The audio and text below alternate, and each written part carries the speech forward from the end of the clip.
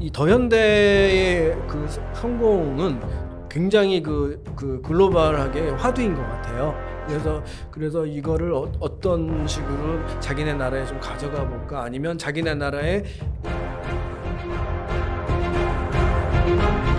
백화점이 소형 백화점은 전부 폐점을 하고, 오늘도 뉴스 보니까는 롯데백화점 마산점이 지금 폐점을 하고 있다 그러는데, 이제 백화점들이 이제는 어떻게 양극화되는 그런 부분인 것 같아요. 그래서 박사님, 우리 회장님께서도 그런 부분을 또 그때 말씀해 주실 것 같아서, 백화점의 양극화 현상과 앞으로 어떤 모습으로 갈지 좀 궁금합니다.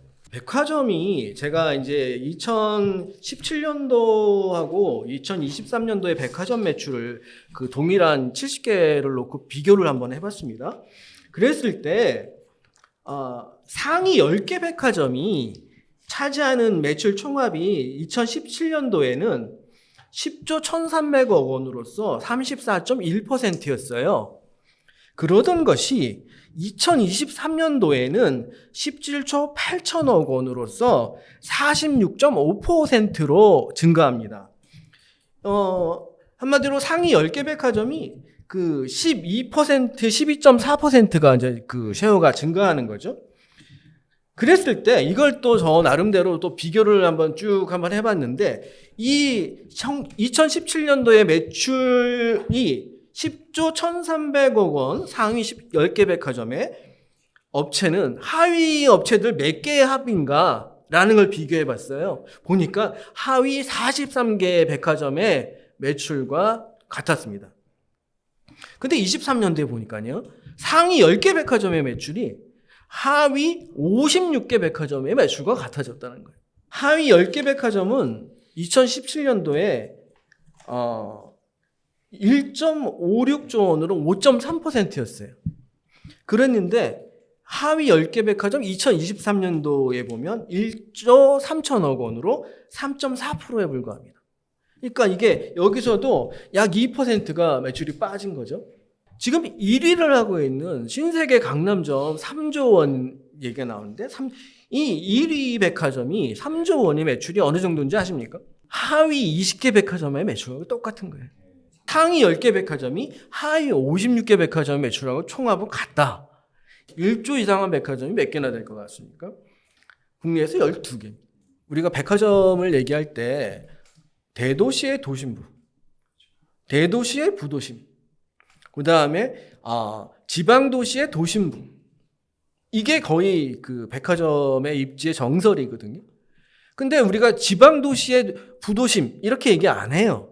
아까 이제 초경정 시대를 맞는 그런 상황에서 과점화를 이루고자 했던 롯데, 그 다음에 신세계가 특히 롯데가 좀 무리수를 많이 뒀어요. 왜? 우리가 흔히 얘기할 때 50만 상권이라고 얘기하는 백화점 상권을 그들 나름대로 혹시 30만 상권이라는 공백 상권에 이게 우리가 들어갈 수 있는가에 대한 연구를 좀 많이 했었죠. 그러다 보니까 원주라든가 뭐 이런 도시들이 눈에 띄는 거죠. 뭐 청주라든가 뭐 이런 도시들이. 그래서 실질적으로 지방 도시의 부도심 같은 데에 이들이 이제 그 점포를 많이 설치하게 됩니다. 그러면서 이제 1차적으로 설치해서 좀 2010년 후반경에 안 좋으니까 이제 세일 앤 리스백 형식으로 이제 그 건물을 매각하고 이제 다시 임차를 하는 방식으로 했었는데, 제가 이제 그 당시부터 이 지방점포에 대한 얘기는 누누이 했었어요. 이 구조조정 문제. 왜냐하면 지방점포 백화점이라는 것은 장치산업이거든요. 장치산업이라는 것은 이것을 하나 움직이는데 엄청난 비용이 들어갑니다. 전기세도 들어가야 되고, 거기에 수도관광비 굉장히 많이 들어가고, 그 다음에 또 감가상각비도 크고요. 그 다음에 그걸 유지하려면 서비스가 중심되다 보면 인건비도 많이 들어가야 되고, 그런 상황들이 있기 때문에 지금 여기에 롯데 마산점이라든가 현대 동구점이라든가 롯데 상인점, AK 원주점, 롯데 센텀점, 갤러리아 진주점, 신세계 마산점, 현대 부산점, AK 평택점, 롯데 포항점, 신세계 김해점, 롯데 대전점, 그 다음에 롯데 동래점, 이런 점포들은 이게 굉장히 내부적으로 이 불편한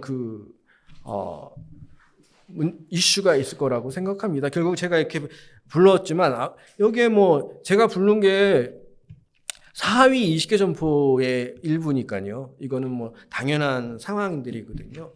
그랬을 때 내부에서는 이 점포들을 과연 매각을 하느냐 아니면 뭐 다른 점포로 정리하느냐라는 문제를 얘기할 겁니다. 근데 오늘의 중점은 오늘의 테마는 이들의 구조조정에 대한 문제가 아니라 대형 점포에 대한 얘기고 백화점이 이제 잘 살아가자는 얘기를 하는 거니까요. 여기에서 볼 때 그럼에도 불구하고 저는 늘 백화점은 망하지 않을 거다. 대한민국 백화점은 이라고 얘기했던 그 주요 근거는 항상 제가 강조했던 백화점의 시류 적응성. 백화점은 항상 경기에 잘 대응하는 그러한 시류 적응성을 보여왔다라는 거죠. 결론적으로 백화점이 예전에는 그냥 50만 명에서 하나씩 그냥 쇼핑 센터에서 역할을 해서 지금은 말 그대로 시간을 소비하는 공간으로 바뀌고 있는 것 같습니다. 그래서 저도 하남에 살고 있기 때문에 스타필드를 자주 가는데 그때 이 정영준 회장이 했던 얘기가 스타필드 오픈하면서 2017년도에 이제 고객의 우리가 여태까지 경쟁했던 거는 기본적으로는 마켓 시어 가지고 경쟁했었고 경쟁사가 있었죠. 그 다음에는 원래 시어라고 고객들을 분석해서 이 고객이 얼마큼 쇼핑할 수 있는지 두 번째 분석했는데 더 이상 이제 신세계는 그런 거 분석하지 않는다. 타임시어. 고객의 시간을 얼마나 우리한테 쓰게 하느냐. 그게 우리의 목표다라고 얘기해서 아까 말씀하신 야구장을 경쟁성들을 했다는 얘기도 그때 들은 것 같고요. 결과적으로 지금 하남 스타필드의 고객 체류 시간이 5시간 반이더라고요. 제가 실제로 가봐도 한 4시간 넘게 있어요. 그냥 말씀하신 대로 멍 때리고 있죠. 저희 아이가 멍 때리고 앉아있을 정도로. 뭐 무료 주차기도 하니까 가능한 부분인데 그게 앞으로 미래의 쇼핑몰이 될 거고 더 현대처럼 거기다가 또 한술 더 떠가지고 MZ세대들을 위해서 정말 볼거리 많고 재밌게 만들어 놓는 아마 40대 50대 고객이 메인 타겟이었던 백화점이 20, 30대로 그렇게 꽉 채워질 줄은 상상도 못했고 에로샤 없이도 성공할 수가 있다는 그것도 진짜 놀랐던 일인 것 같습니다. 지금 백화점의 모델이 크게 바뀌고 있구나라고 느끼고 있습니다. 백화점이 이제 젊은 층들을 어떻게 우리한테 회귀를 시킬까에 대한 고민을 많이 하다가 실질적으로는 이 SNS에 대해서 젊은 층이 환호하는 SNS를 공략한 거죠. 그러면서 이제 인기 맛집을 모시는 경쟁들을 많이 하게 되는 거죠. 더현대도 마찬가지고, 그 다음에 이제 신세계 강남점도 마찬가지고, 그래서 실질적으로 신세계 강남점이 3조 원을 함에도 불구하고, 올해, 작년에 이제 스위스 파크를 디저트만 판매하는 공간을 또 오픈했었잖아요. 올해 또 이제 하우스 오브 신세계라는 라운지가 딸린 이 또 식품관을 또 오픈합니다. 이게 이제 하나의 젊은 층들이 계속해서 직행할 수 있는 요소들이 되는 거죠. 더현대도 마찬가지고요. 이제 각종 좋다고 하는 젊은이들이 맛있다고 하는 맛집들 모시기. 그 다음에 아까 말씀드렸던 이제 팝업이라는 관점에서 더현대가 더 퍼스트 슬램덩크라는 팝업을 대히트하면서 성공하거든요. 그러다 보니까 이제 최근에는 더현대의 팝업은 이제 팝업 런이 일어나는 이제 그런 현상들이 벌어지는데 어쨌든 이게 실질적으로 이러한 관점을 앞으로 이게 대형화가 계속 되는 것이 점포를 키우기만 하면 될 것이냐라는 관점은 퀘스천이에요. 그럼에도 불구하고 왜? 경쟁사들이 더 많이 생겼기 때문이죠. 스타필드만 해도 굉장히 많이 생겼잖아요. 그러다 보니까 요번에 이제 하나의 대표적인 사례로 수원 상권을 한번 보죠. 기존의 점포는 수원 상권 내의 점포는 이제 롯데 백화점과 롯데마트가 아닌 롯데몰이 있었고요. 갤러리아 광교가 있었고 AK 수원점이 있었는데 여기에 이제 올해 스타필드 수원이 이제 3만 1,000평 규모로 이제 영업 면적 3만 1,000평 규모로 오픈을 하죠. 그러다 보니까 실질적으로 여기 롯데몰이 굉장히 이제 위기를 느껴갖고 작년 하반기부터 이 롯데몰은 어떻게 대응할 것인가에 대한 경영층들이 이제 대응이 있었어요. 그래서 실질적으로 여기를 갖다 몰화시키는 백화점과 대형마트와 몰과 시네마 이런 것들을 하나의 테마로 만들자, 컨셉으로 만들자. 그러다 보니까 이제 거기에 이름이 필요하겠다. 어떤 이름이 필요해? 타임빌라스라는 이름을 이제 브랜드화해서 이제 신세계의 이제 스타필드에 필적하는 대응하는 업체로 타임빌라스라는 업체를 만들고 타임빌라스 수원을 런칭을 했죠.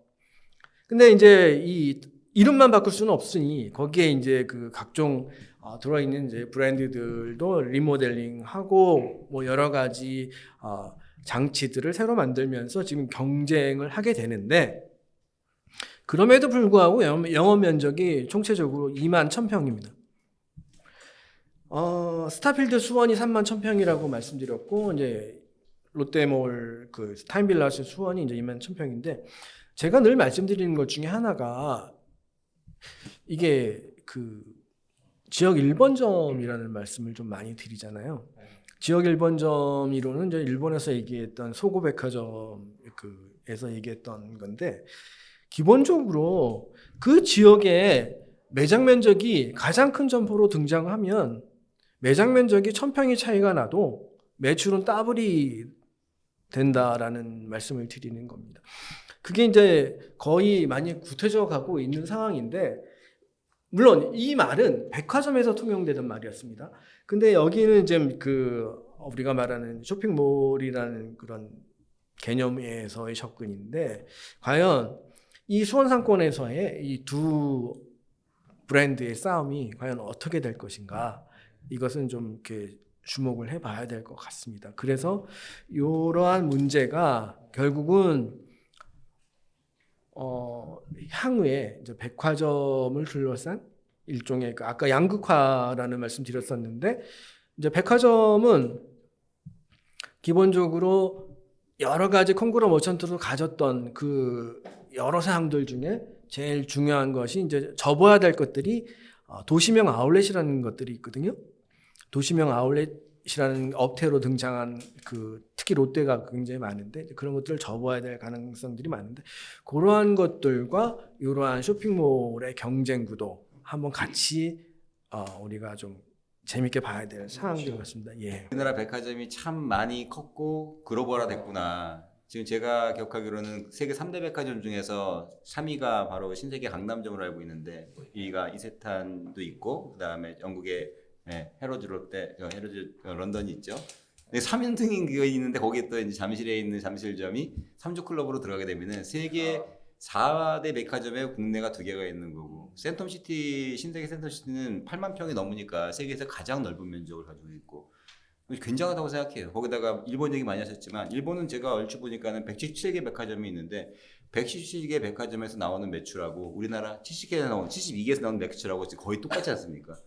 그러니까 거의 어떻게 보면은 우리나라가 압도적으로 백화점 문화가 이제 글로벌화되고 있고 거꾸로 이제 다른 나라에서 우리나라를 배우기 위해서 더 현대 관광단, 백화점 관광단들이 엄청 온다고 얘기를 하더라고요, 유통업계에서. 그 정도로 선진화되고 있다는 데 자부심도 있고요. 우리나라 말씀하신 대로 절대 백화점은 무너지지 않고 그 대신에 양극화는 되겠지만 점점 고객들을 위한 테마파크로 발전되겠다라는 그런 생각을 하고 있습니다. 네. 실질적으로 더현대의 얘기를 분들한테 얘기를 들어보니까 그 외국에서 더현대 브랜드로 그 진출해달라는 그런 업체들이 상당히 많이 방문을 한다고 합니다. 지금은 예전에 저희가 일본을 가서 그 다 유통업계 백화점 분들 만나던 그런 상황하고 달리 지금 가면 굉장히 더 대접을 받는 그런 상황이라고 얘기를 하고 있고요. 실질적으로 어쨌든 이 더현대의 그 성공은 굉장히 그 글로벌하게 화두인 것 같아요. 그래서 이거를 어떤 식으로 자기네 나라에 좀 가져가 볼까, 아니면 자기네 나라에 있는 그 브랜드를 어떻게 더현대로 연결시켜서 이거 한번 그 입점을 시켜볼까, 뭐 이런 것들 얘기가 나오는데 그런 결과가 지금 그 더현대가 일본의 그 시부야에다가 이제 점포를 내는 그런 형태가 된 것 같아요. 더현대가 지금 신규점을 리뉴얼 하는데 제가 지난번에 질문을 했어요. 방향성을 얘기했는데 물건을 갖다가 지금 많이 넣고 그러던 부분들이 이제 증명이 됐다는 얘기를 갖다 하더라고요.